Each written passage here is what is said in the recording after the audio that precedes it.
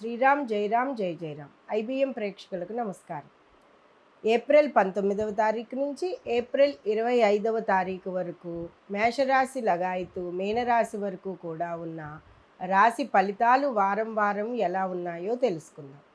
అయితే ఈ వారం కూడా కాలసర్పదోషంలోనే గ్రహాలన్నీ కూడా పొందపరచబడి ఉన్నాయి. వాటి గతి అంతా కూడా శుక్రుడు కానీ మార్పు కానీ గురుడు కానీ రాహుకేతువుల మధ్యలోనే ఉండడం జరిగింది. ఇక 19వ తారీఖు లగాయతు 25 వరకు గనక మేషరాశి వారి ఫలితాలను గనక పరిశీలించుకుంటే చాలా బిజీగా ఈ వారం అంతా గడుపుతారు.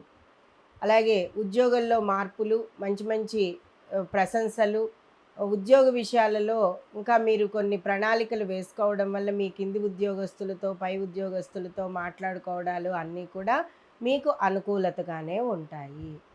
సర్వకార్యాలలోనూ కూడా మంచి తెలివితేటలతో చాతుర్యంతో ముందుకు వెళ్తారు. సర్వత్రా అన్ని విషయాల్లోనూ కూడా మీకు అనుకూలతగానే ఉంది.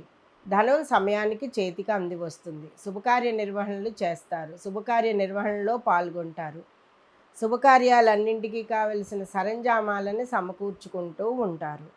ఇక తృతీయ గురుడు సంచారం వలన చుట్టుపక్కల బంధుమిత్రులందరితోటి కూడా కొంత ధనానికి సంబంధించిన అప్పులు ఎవరైనా అడిగినా లేదా వారికి సమయానికి సహాయం చేసే విషయాల్లోనూ కూడా మీరు ముందంజలో ఉంటారు.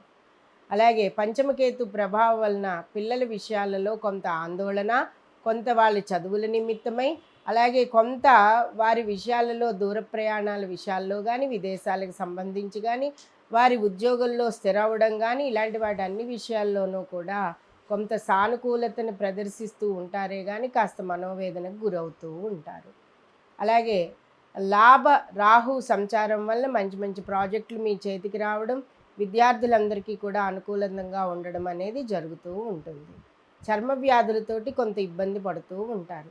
ఏది ఏమైనప్పటికీ ఈ వారం అంతా కూడా రాగి గణపతిని సింధూరంతో పూజించడం వల్ల మీకు సర్వకార్యాలు నెరవేరుతాయి. సర్వకార్యానుకూలత సిద్ధిస్తుంది. మీరు అనుకున్న పనుల్లో అన్ని వృత్తి ఉద్యోగ వ్యాపారస్తులు విద్యార్థులు అందరూ కూడా అన్ని విషయాలలో శుభ ఫలితాలను పొందుతారు. రాగి గణపతిని సింధూరంతో పూజించండి.